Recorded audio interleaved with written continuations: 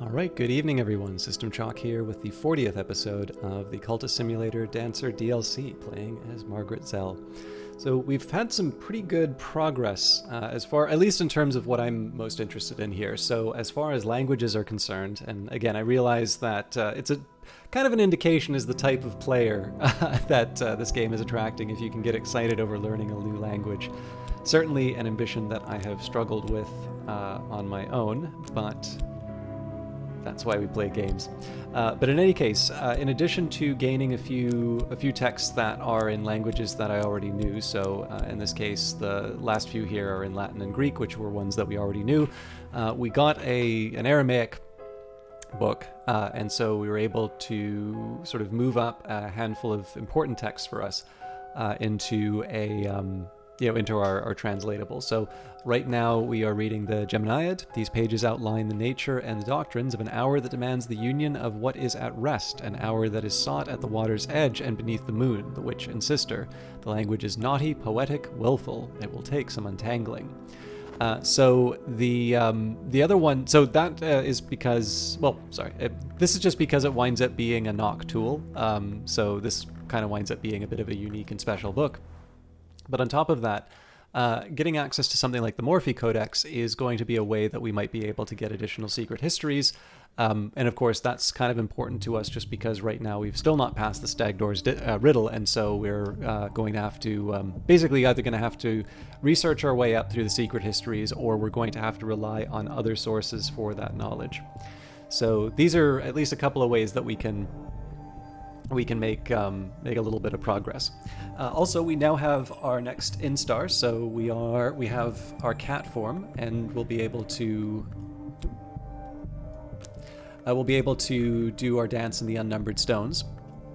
And then what else were we going to do? Yes, we'd also we'd proven our abilities, or we're about to, at the Cultist Club. But that was more so just because I could, rather than having any particular need. I think probably for some of the later dances I might have needed to move up. But yeah, in any case, it's something I'd sort of neglected, because as you can sort of see, I haven't really been using the Cultist Club for pretty much anything, to be honest. Moving on though, let's go to Fermier Abbey. Robert Fermier spent much of his unsavory fortune on the endowment of this monumental forest-crowded abbey. The monks dislike visitors. Their ways are not exactly orthodox. They celebrate a certain harvest festival with unsavory vigor. So this is one where we're pretty much thinking, yeah, we should bring moth followers. But of course, because I've got skin twisters, I really just need to add one, and I can add them pretty much at any time up to and including the first challenge that requires moth. So, as always, we add the summons first, add the money. Fermier Abbey, folded into the forest like a jewel box smuggled in a green robe. We can make it through the forest. We'll still have to face the monks.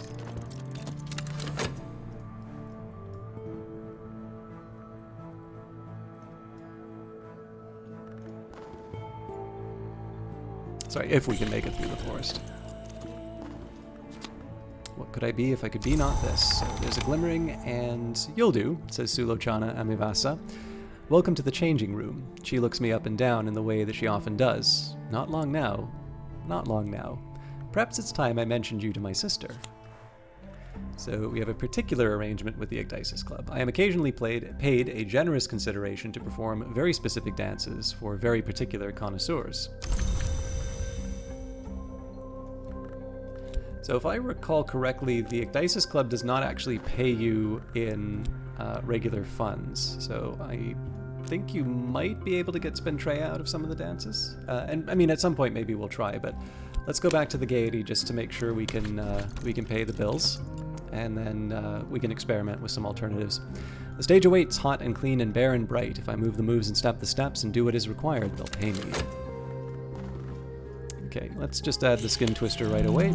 So, as usual, we've got the monks, contemplatives, blessed or condemned to service here. They're bound by their curious vows. We can murder them or deceive them, but they will not be seduced. And the peril-prowled forest. Long ago, the primal trees marched from sea to sea. Some traces of their reign still survive, like this dense and choking territory of root and thorn. The practicalities of forge or the mysteries of moth may see us through. Dusty facts have become clear in my brain, for now at least. So I don't know if we'll be able to take advantage of the glimmering and the erudition that's kind of popped up, but it's nice to have just in case, and I'm safe for now. My adversary has not enough evidence to bring a case against me, and they found no new clues.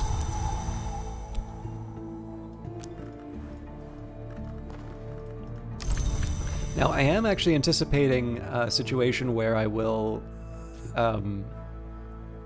I'm anticipating a situation where I'm going to... generate some notoriety, and it's not the expedition. So, oddly enough, I am going to send Leo off one more time. But again, this may be a little early. I'm not 100% sure how the timings on all of this is going to work out. Some of you may know what I'm about to do, but it's not that big of a mystery. The wood beneath the mantis is darker even than this place. The moth will guide our footfalls. Success is very likely. Alright. Geminiad reminds us that the witch and sister has been known to manifest as the sister and witch, and that this face may heal while the other face is always hungry. It implies connections between the witch and sister and the hours of the wood, especially the secret keeper called the Velvet, but it is ambiguous on whether the witch and sister is a wood hour proper. And it speaks at length about the sadness of the two who are one, the sadness that remains from their time as flesh. So one thing that's kind of fun to work with here, the sister and witch and the witch and sister are, it's very easy. I mean, so even if you, one big challenge I have with Cultist Simulator is I don't really play with a notebook nearby anymore. So trying to keep track of all this stuff in your head is just it's a challenge. But what makes it even more maddening sometimes is when you have concepts like the witch and sister and the sister and witch. So for instance, we say the Geminiad reminds us that the witch and sister, which is the subject of our heart painting, has been known to manifest as the sister and witch. So these are two distinct things. We talked about this earlier in the playthrough. And of course, because of these, right, these are very much tied to the dancer, which of course has its heart and its moth victories. And that this face may heal while the other face is always hungry, right? Well, we would probably have already made that connection because of the painting that we did, so this is associated with heart. But when we say that the other face is always hungry, we're like, oh, okay, that's interesting. Would that suggest Grail? And then it says it implies connections between the witch and sister and the hours of wood. It's like, oh, maybe we didn't associate hunger with...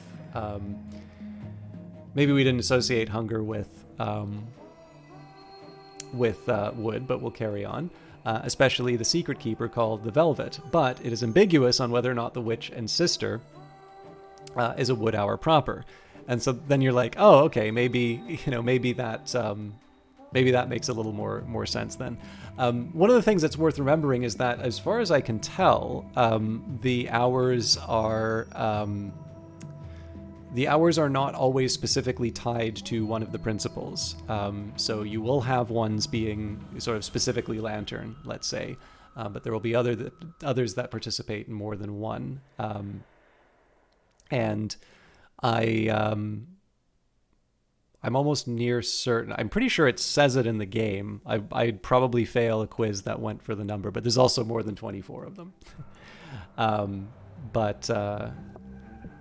But yeah, in any case, I obviously I'm feeling a little more gun-shy about talking about lore stuff, but this is kind of I particularly like the sister and witch and the witch and sister. One, because I know I've already been caught by that on this playthrough, but it's one of these fun ones where you can actually start, like, this is one of the things that's nice, because one of the subjects that's discussed is available as a painting.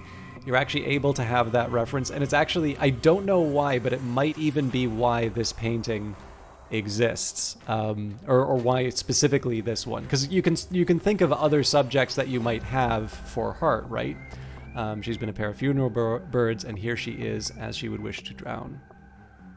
But in this case here, because you will have, if you do the painting, if you have on the table a specific color and ordering, like, I almost wonder if the choice for the painting was this one, so you can have that anchor to distinguish between the witch and sister and the sister and witch.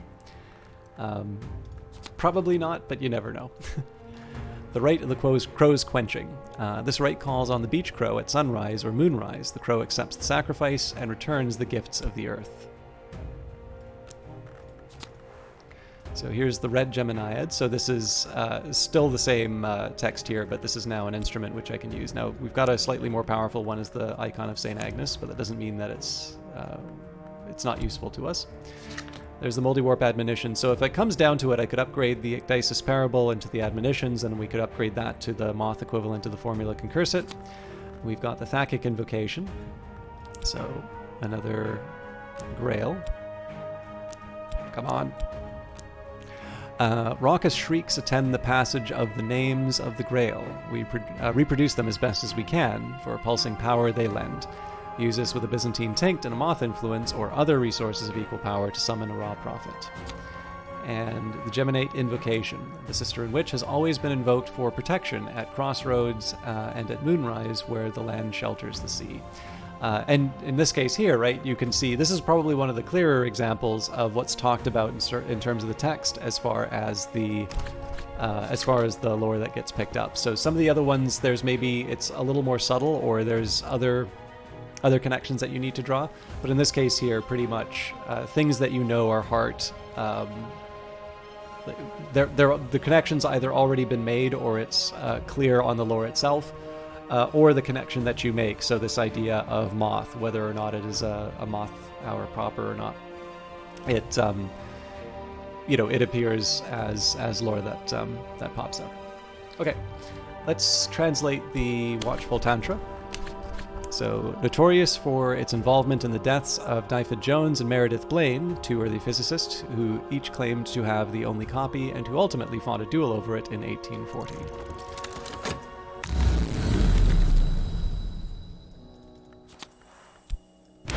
If I want to summon something, I have the option. Last night, in the great pavilion above the grey sprawl of the Bounds, a woman who once called herself Teresa Gallmer sat on gilt-fringed cushions and offered me a horn cup of dream wine. The wine is imaginary, she explained, but the cup is not. To navigate the Mansis, one must understand the distinction. Perhaps one day you'll join me on the pilgrimage, or I'll join you. So here, let us share a secret. And her breath tickled my ear. So I'd like to make use of this, but I just think my work slot's going to be taken up with other activities.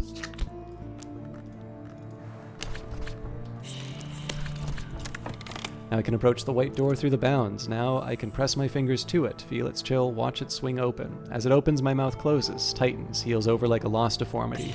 Around and about me is the cobalt light of the Mansis.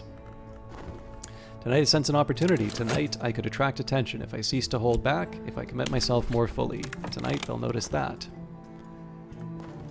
And we've got the Course of the Heart, so again, if we get sick, that'll be helpful. I felt all their eyes upon me. Afterwards I received a gift from an admirer. Too gaudy for my tastes, but I can sell it on the second-hand market. Alright. So just want a quick idea. Okay, we want to avoid dread, but what we are going to do now is take painting. We'll throw a bunch of passion at it. You never know, this might be a living. And we will use our Calidate Invocation as inspiration.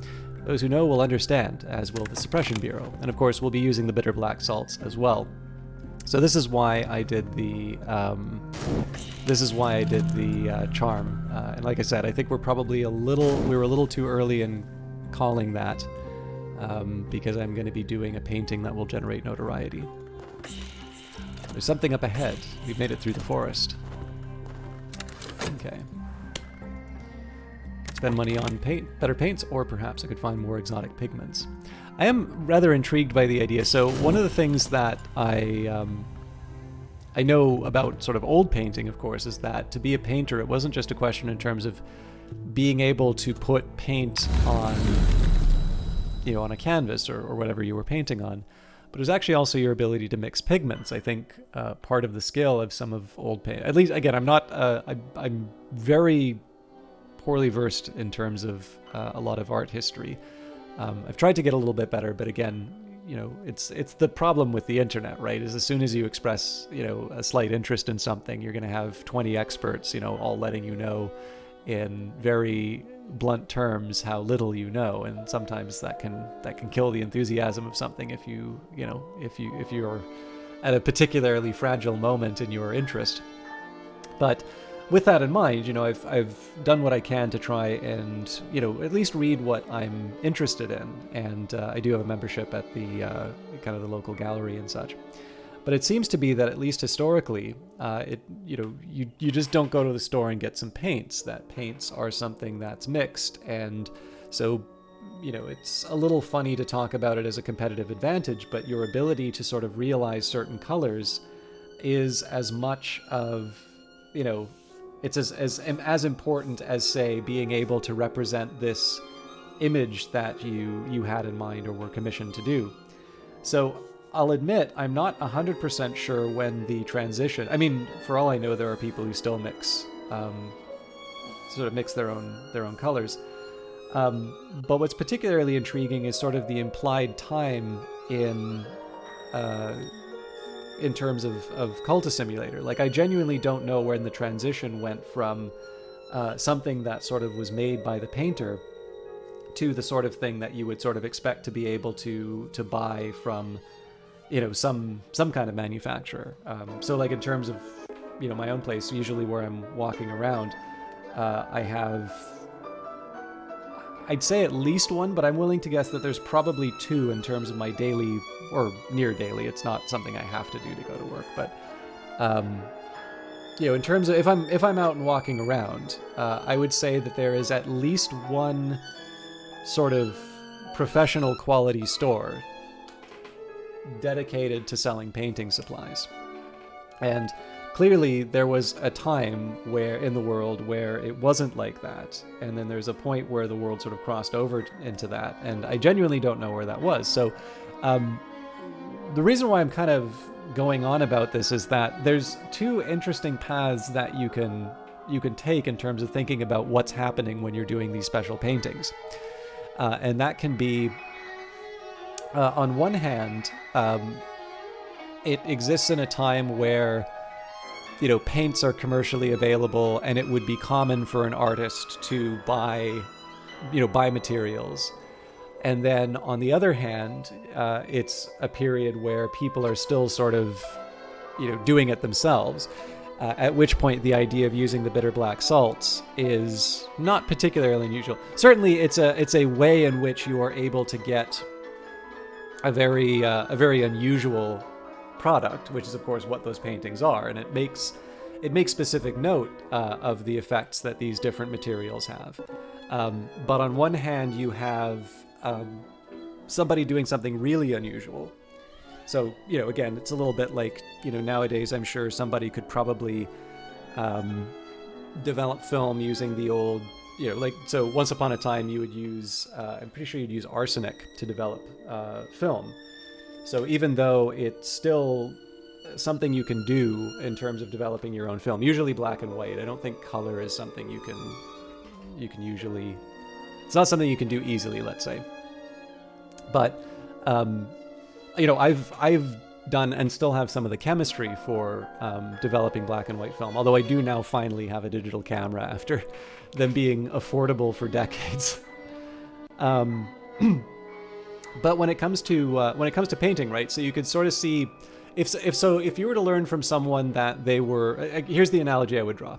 If you were to learn from somebody today that they were developing black and white film in sort of a home lab, which, for me is basically my bathtub, you would consider this to be an unusual activity, but someone who's sort of very dedicated to what they do, and they're obviously trying to do something unique.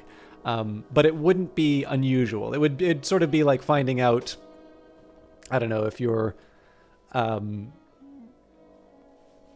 mean, you can kind of think of any number of sort of hobbies, like somebody who's not just like a coin collector, but their collection is so extensive that maybe they actually have, some coins from the Roman Empire or something. I don't know how rare they are, but I mean, there's a museum here that has lots of different coins from history. So, or, you could even do something like, for some people it might be, some game developers, and probably a lot of them use Unity, and then you were to find out that one of them actually developed their own game engine and has been using that. Now, developing a game engine is maybe not like impossible, but it's distinct from somebody who's making game. The option of making a game no longer necessarily entails producing tools to build that game.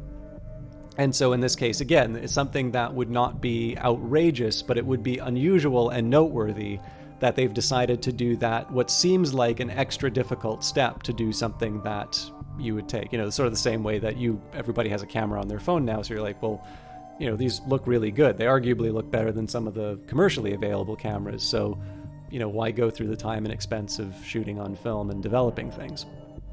And I can give you reasons, but maybe this isn't the video to do that. So, that's the example of if, in this case here, some of these things would be, it's like, okay, well, I can understand this is really dedicated to the craft. But then there's the other ones where it's sort of like, somebody's developing their own computer so that they could, then develop an engine so then they could develop, or somebody's developing their own programming language to express, their engine in or something along those lines. And likewise, in this case, where I'm trying to go with it is just the question of how unusual it is that somebody's making this painting. Obviously, it is an expression of something otherworldly. It's using otherworldly resources in which to do that painting. But is the painting unique because of its subject and because there is a very specific material that's being used in it, but we're still at a time where people are basically making their own paints for paintings? Or is this a point here where paints are widely available, and so the step of even just making the paints in the first place is already a highly unusual step? And again, there's nothing major to read out of it, but I am kind of a little curious. I think just where this becomes interesting for me and where it sort of becomes the subject of a rant is sometimes it can be fun because it takes place, far enough in history that we probably don't have a really good idea of what kind of the everyday was about. I think, if I recall correctly, Marie Renault is definitely on the list of influences for Cultist Simulator on the Weather Factory blog, but I don't think it was The Mask of Apollo. In any case, there's a Marie Renault book, and one of the comments on Renault is their ability to kind of get the everyday details of life in ancient Greece. Which is tough to do, right? Like, there's so much that you take for granted in your day-to-day life that to anyone from another time would be unusual and noteworthy. And not even just like the obvious technological stuff, although, clearly the fact that even though I feel somewhat uprooted from, the west coast of Canada to where I live now, that detachment isn't as absolute, or indeed even the ability to communicate with a lot of you, because I know most of you are not located where I live. The fact that I can hear from people all over the world, I take for granted, and yet is fairly unique in historical experience. Obviously there's objects like the telegraph. There's all sorts of kind of communications technology to facilitate that. But still, like, I live in a time in which this kind of communication is sort of taken for granted. In fact, it's so unusual that when one of the telecommunications companies in Canada goes down, it knocks off about a quarter of internet usage. And it's a major news event. It's front page news, basically. So where I think this is interesting is that, in this game, you will, like, kill people and use their blood to go through the spider door. Clearly that is crossing a line, and that is where you are taking a remarkable action that that tells you something about your character and, what they think is important and what they're willing to do to get it. But there's a lot of sort of minor steps in between. And I think if you look closely enough at Cultist Simulator, there are things that might seem unremarkable, but are. So, sometimes this comes to where we talk about, archaeological sites. places where I find out there are alternative names, than the ones that I'm familiar with. Because like every once in a while I'll catch oh, hey, I know that. That's a really obscure reference that I managed to get.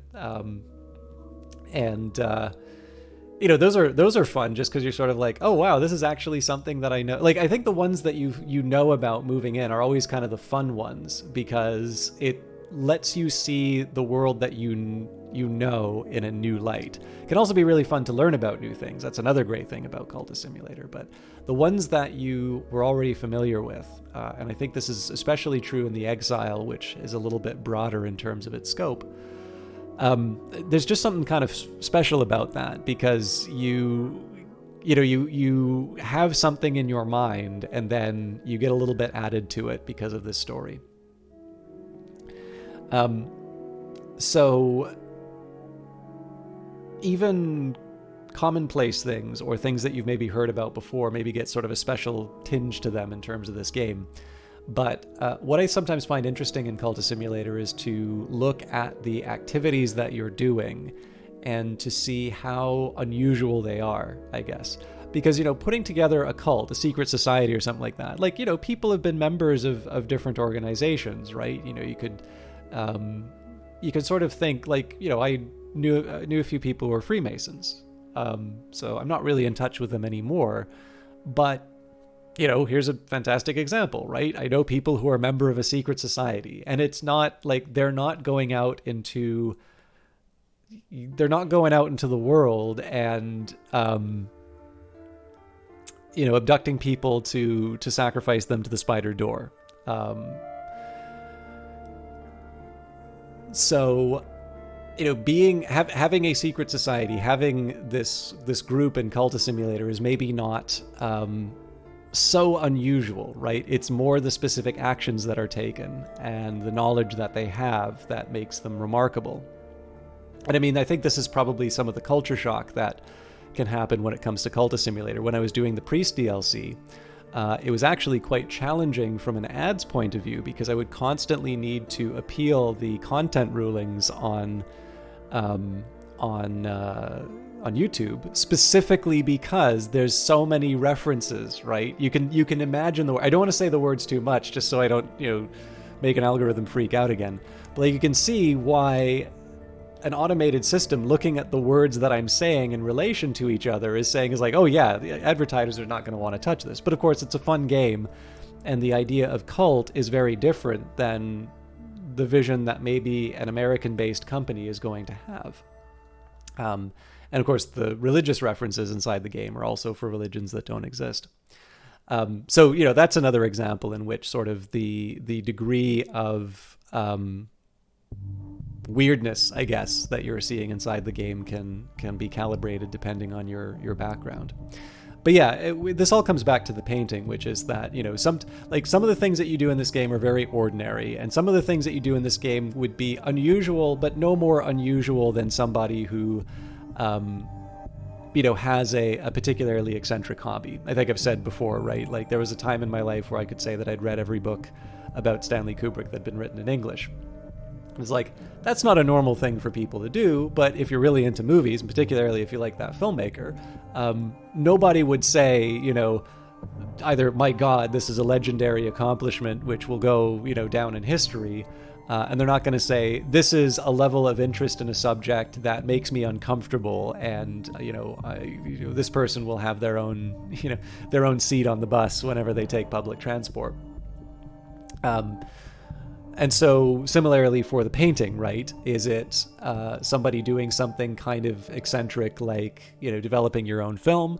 Or is this like, nobody does this anymore, kind of an activity? And that's one of the elements that goes towards making this such an unusual painting. The other thing too is the drawback is that I don't have a good frame of reference for this because as far as I can tell, the game Layers of Fear, even though it does seem to be a little dated in terms of, like, I don't think it's a modern setting, or if it is, it's like there's a lot of elements inside of it that seem to be a bit old-fashioned.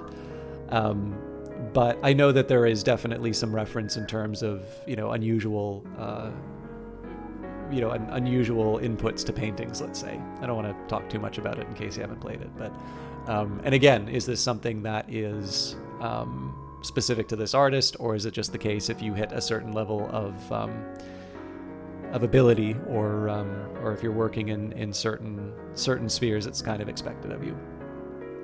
All right, sorry, that took a lot more time than I was planning, so I'll add a little bit of extra time on the end here, but let's go back to the Lodge of the Sage Knight.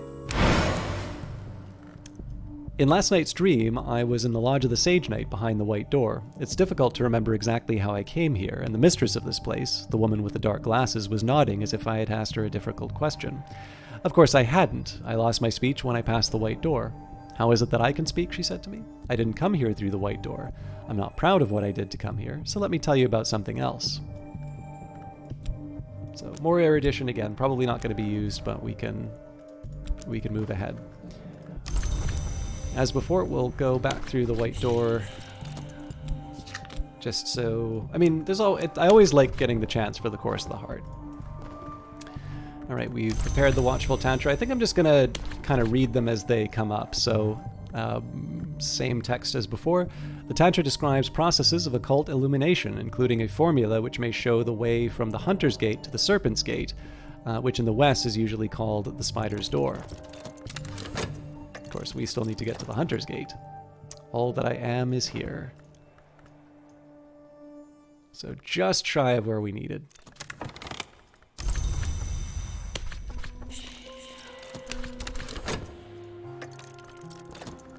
Dark grains, properly treated, yield fiery colors. I made something unique, something extraordinary, something I will never dare to exhibit publicly. Alright, so I kind of want to do this one at a time because it's fun to get the individual components. So the passion is going to be locked up for a while.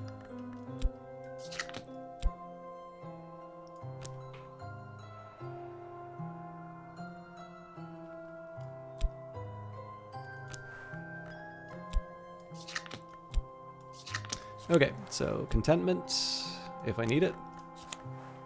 A whole bunch of glimmering.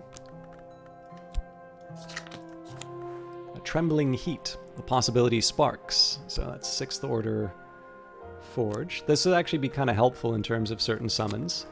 So notoriety, we knew that was coming. I think we get 2? Yeah. And the Forge of Days. If the Forge could regret, it would regret the intercalate, but in all its other work, it knows joy. And this was one, so unlike some of the others where it's just kind of nice to have the extra paintings, this is actually one that is a bit of a priority in terms of being useful to me, because if we only have the Cinnabar Amulet 4, we've effectively doubled our forge capacity. And so I could bring 16 power in certain rituals, and then, you know, if I really wanted to let fly, we could also add the Trembling Heat. But you know, certainly that's well above, in this case here, the distinction that I usually like to make in terms of priorities, because again, I keep extra things around on the table, and it's not always necessary, but you could take a look at someone like Valsine. So in this case, Valsine is strength 5. So if I take a look at my lore, you know, 8 lore is great, because I now have something to, you know, outdo Valsine. And then this would be true for a lot of influence I get. Of course, influence, sort of, it depends on where you're visiting and some of the things that you do. But by and large, you sort of know if you're playing around with influences, you just kind of take what you've been given, and you know the places that you can go to get certain responses. But when it comes down to items, we don't have something comparable to Valsina. So I guess one of the ways I kind of like thinking about this is like, what's the weak link in terms of the different tools that I can use. And so in this case here, we've been able to shore up our forge. And, you know, I could compare this to Nock, which isn't terrible. But if you think about the individual powers of Nock that we have, it's actually pretty weak, right? We've got the Icon of St. Agnes for Nock is... You know, it's not nothing, but it's still pretty thin. Now we have a 2 instrument. We just recently got that. The Igavine Rite, it's 4. The best we have actually right now is one of our followers, a level 5. But if we really, like, you can see how when we go on expeditions, if we, if we need a particularly powerful knock strength, we're really short in terms of things that we can do. I mean, not that we bring instruments over it, so maybe, I should say rituals, not expeditions. But like, we need to bring 2 followers to bring the top level knock in. Knock is not going to be coming from summons. And likewise, if we need knock for other inputs, again, our 2 followers are stretched pretty thin in terms of what they can do. So in this case, just being able to increase my power overall would be nice. Anyways, a potent deception against the monks. We have brought here with us certain sacred texts whose meaning is apparent only in moonlight. We'll also go to the Gaiety so we don't get fired. The stage awaits, hot and clean and bare and bright. If I move the moves and step the steps and do what is required, they'll pay me. And time passes, so another dread if I'm not careful. The wolf despair prowls elsewhere. No dread empowers this despair. It's over for now. And one reveals, one conceals, one reveals. To proceed, I must learn a lesson of concealment. Monk's delusion. Faith is a double-edged weapon. These monks have a great talent in the matter of believing, and so they have believed our lies.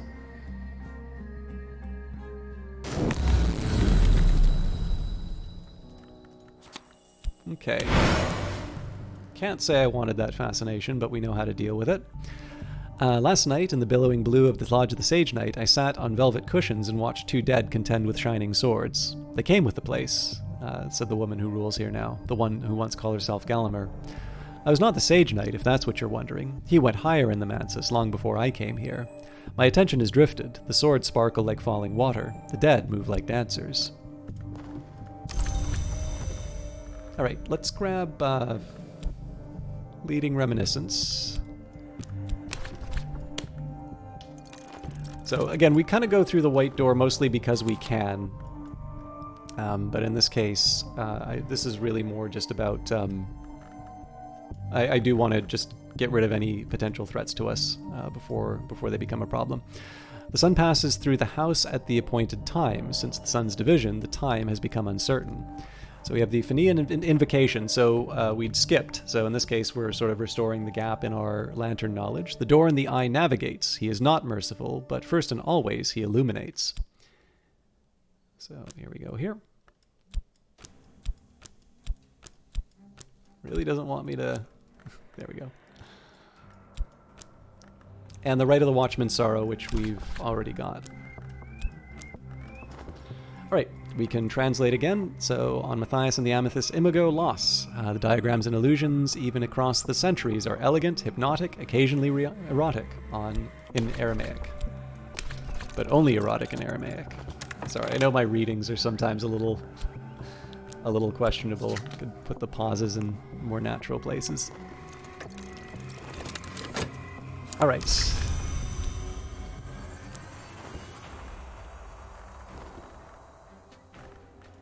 I'm just trying to think about what I want to do. I think we can afford to sort of bounce between different activities, so let's get some... Oh, yeah, double reason we can do. Let's get some commissions done. Write an extensive treatise on the lore of the principle called Forge. And there's a first notoriety getting picked up. So we'll be using the talk verb for that moving forward. And I'll try and... I know we're getting close to the 40-minute mark, so what I'm going to try and do is run out the expedition, and then we can call it there. But if it drags on too long, then we'll just have a... We'll have a memorable event for us when the...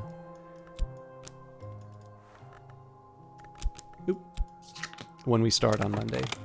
Now, I wasn't really paying attention to the season, to the restlessness. I probably am going to see this decay into dread if I don't do something. So this might be a time where I would consider bringing some... Actually, you know what? Let's not even make it a question. It doesn't take that long for us to do the inductions. This is a little bit of me being... This is me being a little careless here, but I prefer just recruiting the acquaintance and not worrying about the dread. It's specifically because of the fact that we have a season of despair right now. So this way, even though I was going to go to the Gaiety anyway, I just don't have the possibility of it turning into dread. So, the monks and their miseries lie behind us. Here, in their chapel courtyard, a great yew rises beside a granite altar, lidded like a sarcophagus. What's within? All right.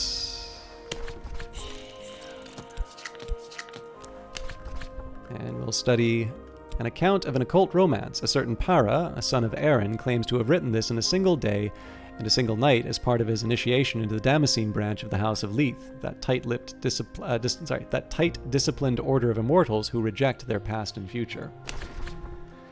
The laws of the house forbade Matthias to love. The customs of the wood forbade the imago to remain. So he conjured her a final time, and when she had uncovered the shears of Alakpura, which I believe you can find in this, and she suffered him to cut the wings from her back so that she might remain, and he suffered her to cut the parts which hold a man's seed to keep them from the detestable act. This was love in all its blood and joy. We have cast out Matthias from the house.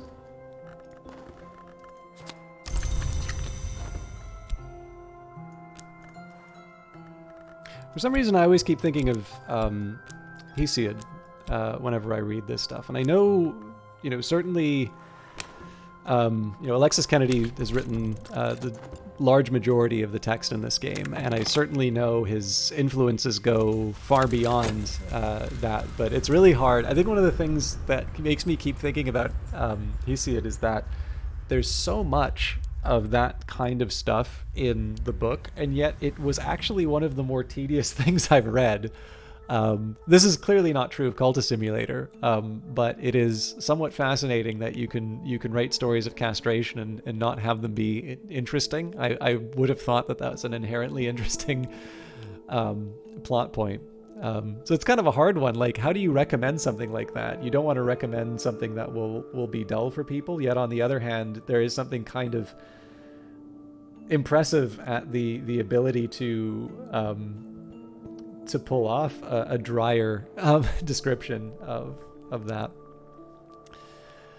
Anyways, moth sheds its skin. The novice must only shed their clothes and their past.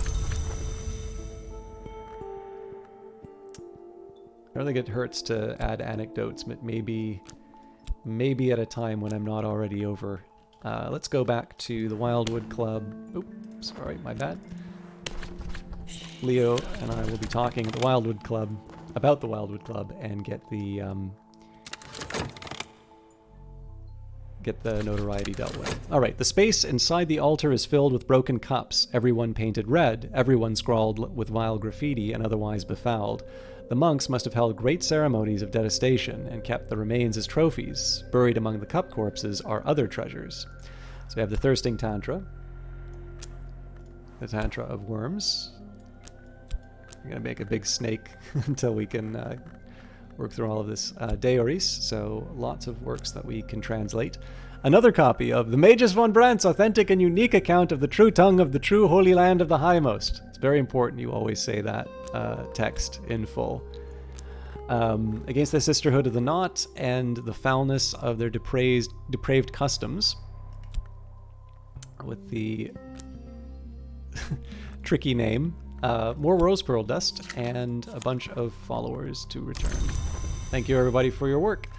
All right, so longer episode, but I know for the most part, I don't think people complain about it too much. The YouTube metrics are kind of ambiguous, but look, if I wanted to do videos based on an algorithm, this would be a very different channel. So thank you all for your patience, particularly because the extra time spent was on a curiosity that I'm not entirely sure I sold people on the interest on in terms of the pigments and that.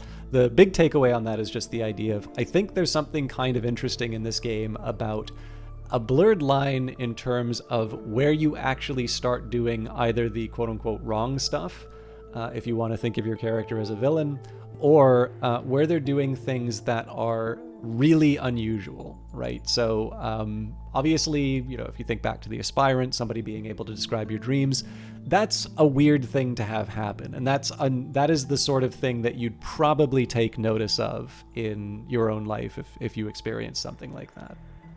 And you would consider that to be so far outside of what your expectation of sort of day-to-day life would be, that you would mark that, as opposed to, again, running into somebody who likes to develop their own photographs, even somebody who does it and, they synthesize their own chemicals, let's say, that would be particularly unusual. Or I don't know, maybe you meet somebody who like designs their own computer chips. Like in theory, this is something you can do in a garage, but you probably wouldn't.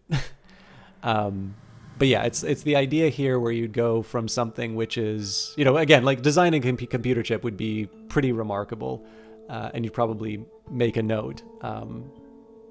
But finding somebody who, writes their own programs for their own weird custom things, pretty common nowadays. And so again, just because there's that distance in terms of things like the painting, again, I'm never quite sure how unusual it is to do paintings of this nature. Is it the way even the materials are being prepared that's out of the ordinary now, or are we still at a point where people would be making their own paints, and ultimately it's just sort of the choice of the tools and the subject, of course. But speculation for another day, I think. We're going to be doing our next sending next week, as well as trying to follow up on a few more of the leads that we have here. Certainly a lot of books to work through. We are sort of at the limits of what we've been able to achieve with our limited perspective on the world, so I may wind up having to do some things I've been avoiding to do, but like I said, all things that will be dealt with in the future. Thank you for watching, and thank you for watching all this week. If you've been enjoying the series and have not yet done so, please consider subscribing to the channel. If you'd like to be notified of videos, whether you're a new subscriber or whether you've been around for a while, the bell just to the right of it will, if you click on that, it will opt you in for notifications. And then, of course, for me, if you did like this video, please consider leaving a like and possibly even a comment. I like being able to interact with everyone. It does help me to know when the videos are working well. You can sort of track which ones are a little more popular, even as like a share of the overall number of views. But on top of that, it's always nice to be able to interact with people, and these are the sorts of things that YouTube will do to determine whether or not they show up in some people's feeds. So as a fun background, I have a beginner's guide to Cultist Simulator, which seems to be very popular, and I think it's where most people have probably found this channel, other than the Steam things that I do, but it's actually not the thing that comes up first when people search for Cultist Simulator guides. It's another video that was actually made after the one that I did, and I don't even necessarily know if it's been viewed all that more, but it's very clear that there's sort of a world of search engine optimization which I'm unfamiliar with, and it has translated into these cases where even something I could sort of say is a desirable and high quality product doesn't necessarily get noticed over the other things. So where I can, I know these videos wind up going longer, especially if you're watching this in a big series. These endings can be a little tedious, but these are the sorts of things that I'm trying to run through here. So I hope you can appreciate the calls to action can be a little annoying, but it is also a situation where I'm trying to, I don't know, at least level the playing field a little bit for some of my material, because I realize I may be a niche appeal, but I also sort of need to acknowledge the imperatives of the platform that I've chosen. And as it happens, if any of you are sort of experts in this material, or not even necessarily experts, but if you're able to sort of recommend resources to gain a better understanding, I am interested in these sorts of things. Although please keep in mind, I would like sort of hard-earned knowledge, as opposed to, I know there's a tendency, it's very nice that people want to be helpful, but I do sometimes find for some subjects, people will, like, you can do a Google search and say, oh, well, this is a thing that tells you how to get big on YouTube. I'm sort of looking for the practitioner sides of things, because I'm not in a position to hire somebody to do any kind of optimization. But if there is some work that I could do that would inform me about how this work is done, so that in the future, if I did need such a thing, I could intelligently find what skills to hire, select for, these are useful. Anyways, sorry, this is an endless ending. Thank you for watching. If you would like to say hello, if you would like to support these videos, please consider engaging with them through likes or comments. Otherwise, the fact that you've watched this thing to the end is helpful to me, and I hope it was a good use of your time. I will see you all Monday. Have a wonderful weekend. Take care.